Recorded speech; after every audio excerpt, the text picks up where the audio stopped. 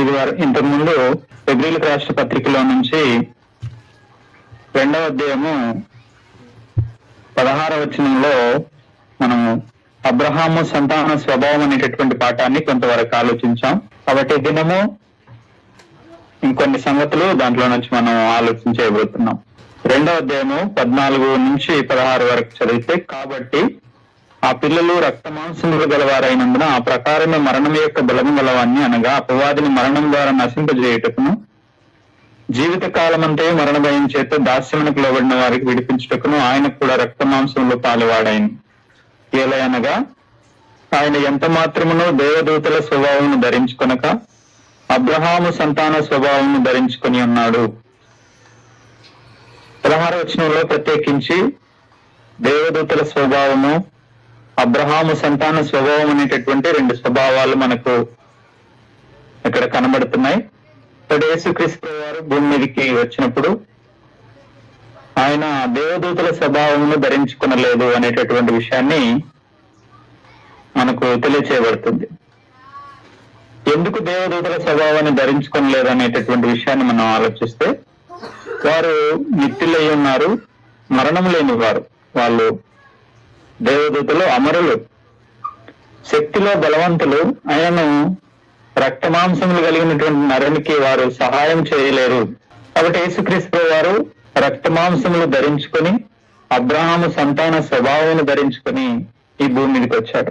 ప్రత్యేకించి అబ్రహాము సంతాన స్వభావము దేవునికి ఇష్టమైనటువంటి, అబ్రహాము సంతానములో వచ్చినటువంటి వ్యక్తులను మనం చూస్తూ ఉంటే వారు దేవుని సంకల్పంలో నిలబడ్డారు. వారు ఆ గీత, ఒకవేళ అది ఒక డయాగ్రామ్ గా మనం తీసుకుంటే వారు అక్కడక్కడ కనబడుతుంటారు. సంకల్పానికి వాళ్ళు వారి యొక్క కర్తవ్యాన్ని, వారి యొక్క వంతు సహాయాన్ని సంపూర్తిగా అర్పించారు.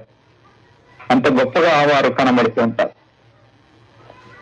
కాబట్టి ఆ స్వభావంలో ఉన్నటువంటి ప్రత్యేకత ఏంటంటే, దేవుని యొక్క సంకల్పానికి వారు సంపూర్ణంగా అర్పించుకున్నారు. మనం కాబట్టి యేసుక్రీస్తు వారు సంతాన స్వభావం ధరించుకోవటంలో ముఖ్య ఉద్దేశం ఏంటంటే, యేసుక్రీస్తు వారు ప్రతి మనిషికి సహాయం చేయుటకు రక్త మాంసంలో పాలువాడయ్యాడు. హెబ్రీయులకు రాసిన పత్రిక 2:14 మనం చూస్తే, కాబట్టి ఆ పిల్లలు రక్త మాంసములు గలవారైనందున ఆ ప్రకారమే మరణం యొక్క బలవం గలవాన్ని, అనగా అపవాదిని మరణం ద్వారా నశింపజేయుటకును. యేసుక్రీస్తు వారు భూమికి ఆ పిల్లలు రక్త మాంసములు గలవారైనందున, కాబట్టి రక్త మాంసంలో పాల్పడినటువంటి నరునికి యేసుక్రీస్తు వారు సహాయం చేయాలంటే ఆయన కూడా రక్త మాంసంలో పాలువాడు కావాలి. అందువల్ల 10వ అధ్యాయంలో 5వ వచనంలో, కాబట్టి ఆయన ఈ లోకమందు ప్రవేశించినప్పుడు ఇలాగూ చెప్తున్నాడు, బలియు అర్పణే నువ్వు కోరలేవు గాని నాకు ఒక శరీరమును అమర్చితివి. కాబట్టి ఆయన భూమి మీదకి వచ్చినప్పుడు శరీరమును ధరించుకొని రక్త మాంసములు ధరించుకొని అన్ని విషయాల్లో తన సహోదరుల వంటి వాడు కావలసి వచ్చను. 2వ అధ్యాయం 17వ వచనంలో ఉంటుంది మాట, హెబ్రీయులకు రాసిన పత్రిక. ఇలాగ శరీరమును ధరించుకొని అన్ని విషయాల్లో సహోదరుల వంటి వాడు కావలసి వచ్చును, రక్త మాంసములో పాలువాడయ్యాడు.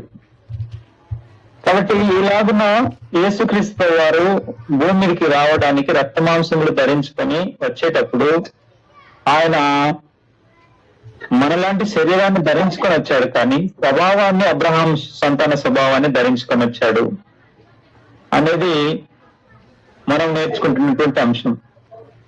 కాబట్టి యేసుక్రీస్తులో రక్త మాంసములో అబ్రహాము సంతాన స్వభావం ఉంది. అలాగే యేసుక్రీస్తులో దేవత్వం కూడా ఉంది.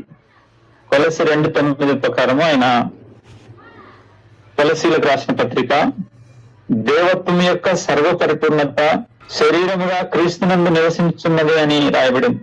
ఏలయనగా దేవత్వం యొక్క సర్వపరిపూర్ణత శరీరముగా క్రీస్తునందు నివసించున్నది. కాబట్టి యేసుక్రీస్తు వారు రక్త మాంసములు కలిగినటువంటి వాడుగా, దేవత్వం యొక్క స్వభావ లక్షణాలు కలిగినటువంటి వ్యక్తిగా దైవ మానవులను సమాధానపరిచాడు. వాస్తవానికి ఆ దైవ మానవులను తన రక్తం ద్వారా మానవుణ్ణి పరిశుద్ధపరిచి దేవునితో సమాధానపరచడానికి ఆయన అబ్రహాము సంతాన స్వభావాన్ని ధరించుకొని వచ్చారు.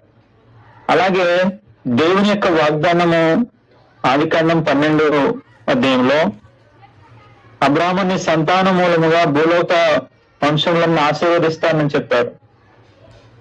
కాబట్టి ఆ ఆశీర్వాదం, ఆ యొక్క వాగ్దానం నెరవేర్చబడాలంటే యేసుక్రీస్తు వారు ఆ సంతానంలో ఆ సంతాన స్వభావాన్ని ధరించుకుని వచ్చాడు. గలతీయులకు రాసిన పత్రికలో మనము ఆ సంతానము క్రీస్తే అని అంటారు. కాబట్టి అబ్రహాం యొక్క సంతాన స్వభావము ఎలాంటిదంటే దేవుణ్ణి సంతోషపరిచింది, దేవుడు ఇష్టపడినటువంటిది. కాబట్టి మనం పోయిన వారము అబ్రహాం యొక్క స్వభావాన్ని మనం ఆలోచించినప్పుడు దేవుని మాటకు విధేయత కనపరిచింది. రెండవది, తాను శ్రమపడి ఇతరులకు సహాయం చేసేటటువంటి వాడు, ధనాపేక్ష లేనటువంటి వాడు. భూమి మీద ఎన్ని ఉన్నా తాను పరదేశిని, యాత్రికునని, పునాదులు గల పట్టణం కొరకు ఎదురు చూసేటటువంటి ఒక ప్రత్యేకమైనటువంటి స్వభావ లక్షణం. మాట ఇచ్చి దేవుని దగ్గర నిలబెట్టుకున్నటువంటి వ్యక్తి అబ్రహాం గారు. కాబట్టి ఇప్పుడు ఈ దినము ఆయన కుమారుడైనటువంటి ఇస్సాకు యొక్క స్వభావాన్ని మనం ఆలోచన చేసినప్పుడు ఇస్సాకు గారు యేసుక్రీస్తుకి కొన్ని పోలికలు ఉన్నాయి. యేసుక్రీస్తు ప్రభు లూకాసు వార్త 1:30లో అక్కడ మరియ గారికి గబ్రియేలు దేవదూత ప్రత్యక్షమై, నువ్వు ఒక కుమారుని కంటావు, ఆయనకు యేసు అని పేరు పెట్టుదు అని 31వ వచనంలో, ఇదిగో నువ్వు గర్భం ధరించి కుమారుని కని ఆయనకు యేసు అని పేరు పెట్టుదువు. అలాగే ఆదికాండం 17:19లో కూడా శారమ్మ తల్లి గర్భం ధరించి నువ్వు ఇస్సాకు అని పేరు పెట్టుదు అంటే జన్మించక ముందే వారికి పేర్లు పెట్టబడినటువంటి వారు. ఇద్దరు వాగ్దాన పుత్రులే. అలాగే ఇద్దరు తండ్రికి విధేయులు. ఇస్సాకు కూడా తండ్రికి సంపూర్ణంగా విధేయత చూపించాడు. ఇస్సాకు సంపూర్ణంగా విధేయత చూపించాడు. తండ్రి చిత్తానికి సంపూర్ణంగా ఇద్దరు లోబడ్డారు. కాబట్టి ఆ స్వభావ లక్షణము ఇస్సాకులో మనం చూసినప్పుడు తండ్రికి సంపూర్ణంగా లోబడ్డాడు. శరీరాన్ని కష్టపెట్టుకునేటటువంటి స్వభావం అబ్రహాం సంతాన స్వభావం. అలాగే వారి బలిపీఠమునకు, ఎవరి బలిపీఠమునకు వారే కట్టెలు తీసుకెళ్లారు. అప్పుడు అబ్రహాం గారు తన కుమారుణ్ణి మోతం మీద బలి అర్పించడానికి వెళ్ళినప్పుడు ఆదికాండం 22వ అధ్యాయంలో 6వ వచనం, దహన బలికి కట్టెలు తీసుకొని తన కుమారుడికి ఇస్సాకు మీద పెట్టి తన చేతితో నిప్పును కట్టుకొని పోయింది. కాబట్టి ఇక్కడ యేసుక్రీస్తు ప్రభు కూడా మార్క్స్ వార్త 15వ అధ్యాయం 6వ వచనంలో, మత్తయి వార్త 20:31 వచనంలో తన సిలువను మోసుకొని వెళ్ళాడు. ఇద్దరు కూడా యాకోబు రాసిన పత్రిక 2వ అధ్యాయం 21వ వచనంలో ఇస్సాకు బలి అర్పించబడి ఉపమాన రీతిగా పొందినట్టు, మనకు పునరుత్థానం ఆయన పొందినట్టు యాకోబు గారు తెలియజేశారు.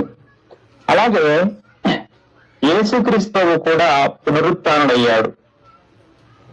కాబట్టి ఆ స్వభావ లక్షణాలను మనం చూస్తుంటే మనకి అబ్రహాము సంతానంలో ప్రత్యేకించి విధేయత కనబడుతుంది, సంపూర్ణ విధేయత.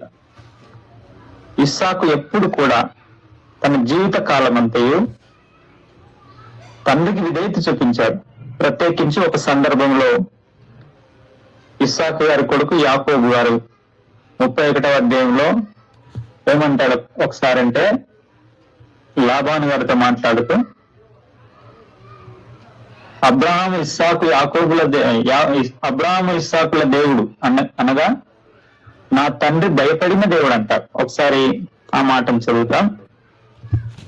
31వ అధ్యాయంలో, ఆది కాండము 31వ అధ్యాయంలో 42వ వచనం, నా తండ్రి దేవుడు అబ్రాహాము దేవుడు ఇస్సాకు భయపడిన దేవుడు అంటారు.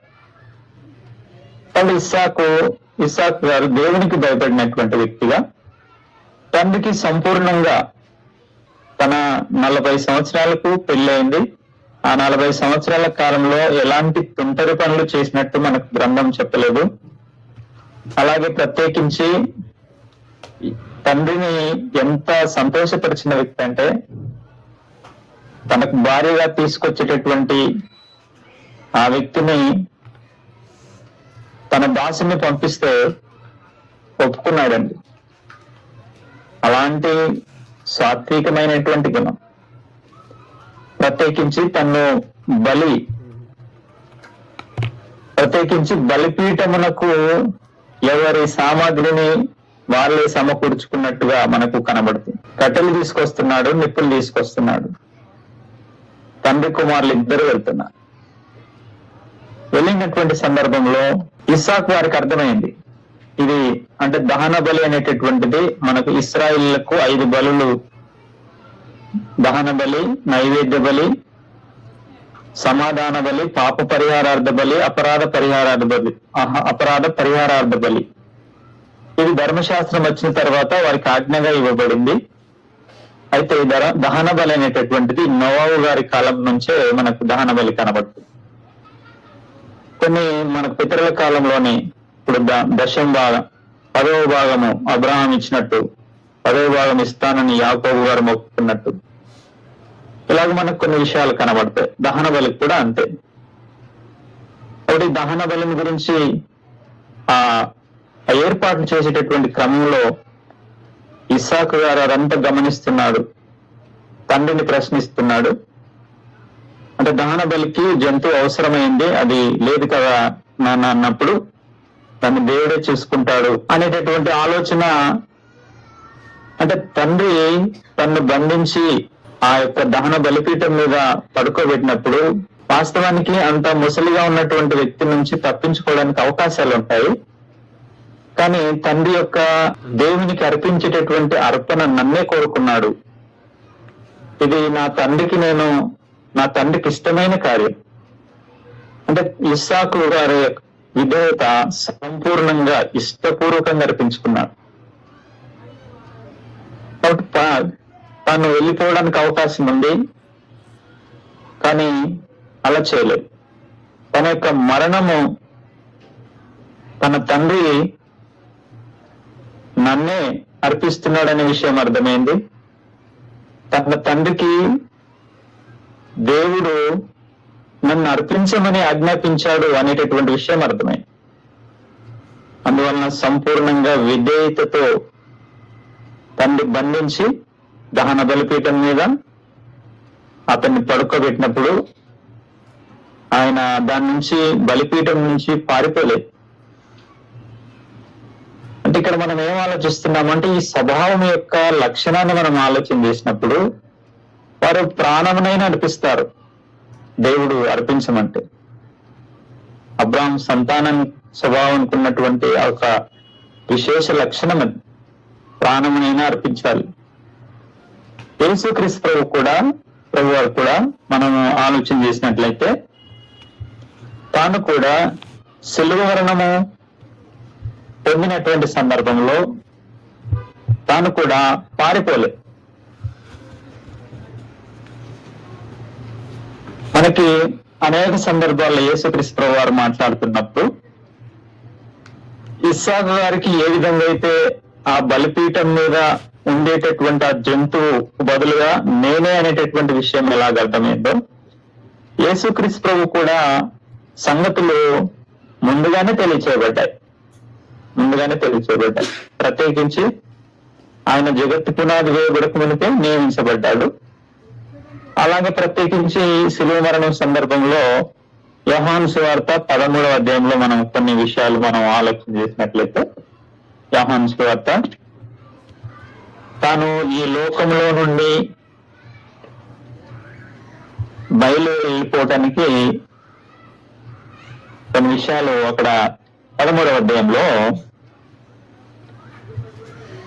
మొదటి వచనం, తాను ఈ లోకంలో నుండి తండ్రి వద్దకు వెళ్ళవలసిన గడియ వచ్చనని యేసు పస్కా పండుగ ముందే ఎరిగిన వాడై. కాబట్టి ఈ లోకంలో నుంచి వెళ్ళిపోయేటటువంటి ఒక సందర్భం తనకు ఆ పరిస్థితులు, ఆ కదలికలు తెలియచేయబడుతున్నాయి. 17వ అధ్యాయం మొదటి వచనంలో కూడా యేసుక్రీస్తు వారు యేసు ఈ మాటలు చెప్పి ఆకాశం వైపు కన్నులెత్తి ఇట్లన్న తండ్రి నా గడియ వచ్చి ఉన్నా. కాబట్టి ఈ లోకంలో నుంచి వెళ్ళిపోయేటటువంటి సందర్భం, ఇక శిలువ మరణము సిద్ధపడాలి. కాబట్టి యేసుక్రీస్తు వారు ఆ విధంగా ఇష్టపడి 13వ అధ్యాయం 21వ వచనంలో యోహాను సువార్త 13వ అధ్యాయం 21వ వచనంలో యేసు ఈ మాటలు పలికిన తర్వాత ఆత్మలో కలవరపడి మీలో ఒకడు నన్ను అప్పగించునని మీతో నిశ్చయంగా చెప్తున్నాను రూఢిగా చెప్పు. కాబట్టి యేసుక్రీస్తు చుట్టూ ఇస్కారియోతు యూదా మత అధికారులు, అపవాది ప్రేరేపించినటువంటి ప్రజలు, రోమా సైనికులు, వీరందరూ కూడా ఒక అడావుడి వాతావరణం కనపడుతుంది. వీటన్నిటిని తప్పించుకోవడానికి యేసుక్రీస్తు వారు ఎప్పుడు ప్రయత్నం చేయలేదు. కాబట్టి 14వ అధ్యాయం 41వ వచనంలో మార్క్స్ వార్త 14:41 అక్కడ ఒక మాట, ఆయన 3వసారి వచ్చి మీరు ఇక నిద్రపోయి అలసట తీర్చుకోండి, ఇక చాలును, గడియే వచ్చినది, ఇదిగో మనుష్య కుమారుడు పాపుల చేతికి అప్పగింపబడుచున్నాడు, లెండి వెళ్ళుదాము, ఇదిగో నన్ను అప్పగించేవాడు సమీపించి ఉన్నాడని చెప్పాను. కాబట్టి యేసుక్రీస్తు ప్రభు శిలువ మరణానికి బలి అర్పించబడేటటువంటి ఇస్సాకు గారు ఏ విధంగా అయితే ముందుగానే తెలియచేయబడ్డాయి ఆ పరిస్థితులన్నీ, యేసుక్రీస్తు ప్రభు కూడా ముందుగానే పరిస్థితులన్నీ ఆ శిలువ వైపు నడిపిస్తా ఉన్నాయి. అవన్నీ తెలిసిన వాడిపై కూడా ఎప్పుడు కూడా ఆయన ఆ శిలువ మరణాన్ని తృణీకరించలేదు, శిలువను కబిలించుకున్నాడు యేసుక్రీస్తు. ఎఫెసీయులకు రాసిన పత్రిక, ఇస్సాకు గారు ఏ విధంగా అయితే ఇష్టపూర్వకంగా సంపూర్ణ విధేయత చూపిన వాడై ఏ విధంగా అయితే అర్పించుకున్నాడో, యేసుక్రీస్తు ప్రభు కూడా ఎఫెసీయులకు రాసిన పత్రికలో మనం తరచుగా అప్పుడప్పుడు చదువుకుంటాం. 5వ అధ్యాయంలో 25-27 వచనాల్లో, పురుషులారా మీరు మీ భార్యలను ప్రేమించాడు, అటువల క్రీస్తు కూడా సంఘమును ప్రేమించి అవి కలంకమైనను ముడతయను అటుది మరి ఏదైనా లేక పరిశుద్ధమైనది గాను నిర్దోషమైనది గాను మహిమగల సంఘము గాను ఆయన తన ఎదుట నిలబెట్టుకునవలని వాక్యముతో ఉదక స్నానం చేత దాన్ని పరిశుద్ధపరచుటపై దాని కొరకు తన్ను తాను అప్పగించుకున్నాడు. కాబట్టి ఇస్సాకు గారు ఏ విధంగా అయితే తండ్రికి విధేయుడై సంపూర్ణంగా అర్పించుకున్నాడో, ఆ సంతాన స్వభావములు వచ్చినటువంటి యేసుక్రీస్తు కూడా అదే విధానంలో అర్పించుకున్నాడు. కాబట్టి ఆయన ఆ సంతాన స్వభావాన్ని ధరించుకోవటంలో ప్రధాన ఉద్దేశం ఏంటంటే, ఆ సంతాన స్వభావానికి ఉన్నటువంటి విశేషం ఏంటంటే, వారు ఎప్పుడు కూడా పరసంబంధులు ఆలోచన చేస్తారు. భూమి మీద ఎంత ధనమున్నా, ఎన్ని పేరు ప్రఖ్యాతులున్నా, వాళ్ళకు కావలసింది పరలోకపు దేవుని దగ్గర వాళ్ళకు చోటు కావాలని కోరుకుంటారు. వారు మరణించేటటువంటి సందర్భంలో కూడా వారు ఆలోచించేటటువంటి వాళ్ళ ప్రాణాల గురించి కాదు, దేవుని చిత్తము నెరవేర్చబడుతుందా, లేఖనము ఇలాగ నెరవేరుతుందా, అది ఆలోచిస్తారు. నా తండ్రికి దేవుడు ఇది చేయమని చెప్తే ఒకవేళ నేను తప్పించుకుంటే దేవుని యొక్క దృష్టిలో నా తండ్రి మాట నిలబెట్టుకోలేనటువంటి వాడు అవుతాడు. తండ్రి యొక్క సంతోషాన్ని గ్రహించిన వాడు ఇస్సాకు అంత చిన్న వయసులో. కాబట్టి అలాంటి ఆ సంతాన స్వభావం, అందుకే ప్రత్యేకించి మనము యేసుక్రీస్తు యొక్క సంతాన స్వభావాన్ని ధరించుకోవాలి. కాబట్టి అబ్రహాం సంతాన స్వభావానికి ఉన్నటువంటి ప్రత్యేకత ఏంటంటే అది దేవునికి సంపూర్ణంగా విధేయత చూపిస్తుంది. అలాగే పరమదేవుడు కూడా ఎప్పుడు కూడా మానవుని నుంచి ఎదురు చూసింది ఏంటంటే విధేయత. లేవే కాండంలో ఒక సందర్భం కనబడుతుంది. అప్పుడే ధర్మశాస్త్రము ప్రతిష్ఠించబడి అమల్లోకి తీసుకొచ్చినటువంటి సందర్భంలో యాజకత్వం కూడా స్థిరపరచడానికి ఏర్పాట్లు చేయబడ్డాయి. యాజకత్వము ఇనాగరేషన్ రోజుల్ని అహరోను కుమారులైనటువంటి నాదాబు అబీవులు పొరపాటు చేశారు, అవిధేయత కనపరిచారు. అక్కడ దేవునికి కావలసింది బలిపీఠం మీద వారు దహన లేవే కాండం 10వ అధ్యాయంలో వాళ్ళు అర్పించవలసినటువంటి దాని కొరకు ఎదురు చూడాడు పరమదేవుడు. వారి యొక్క విధేయత చూస్తాడు. మొదటి వచనంలో చివరి లైన్, యెహోవా తమకు ఆజ్ఞాపింపని వేరొక అగ్నిని ఆయన సన్నిధికి తేగా. అంటే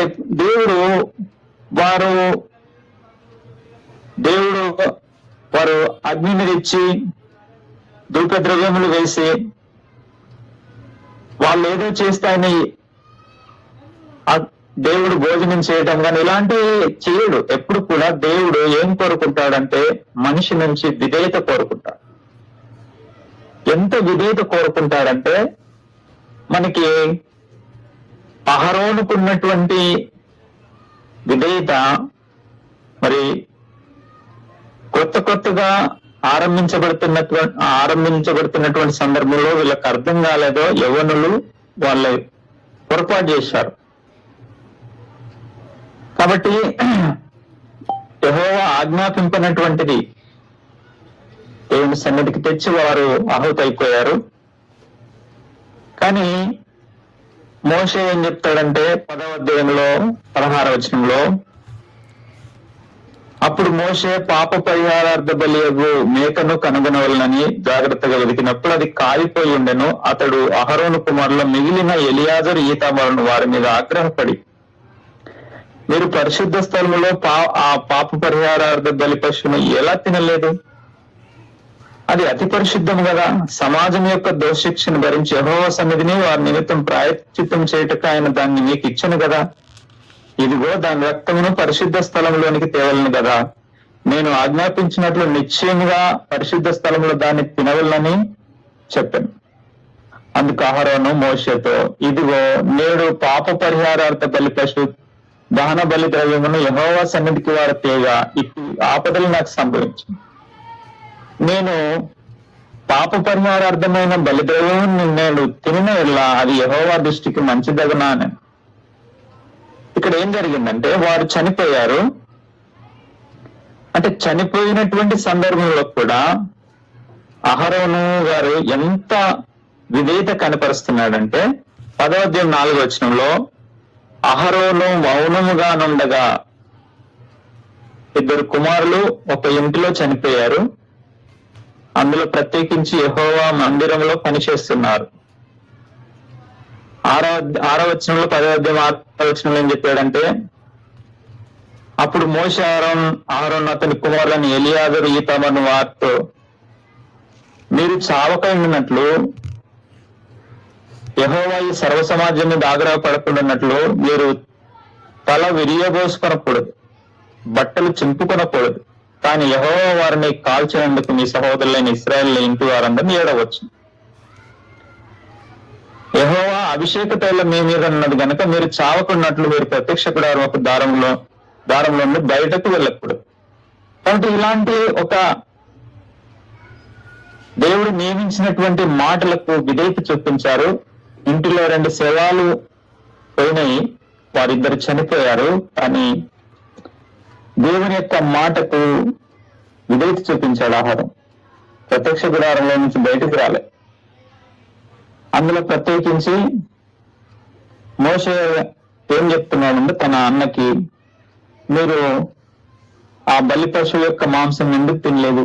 యెహోవా సన్నిధి యెహోవా సన్నిధిలో భోజనం చేయాలి కదా యాజకులు.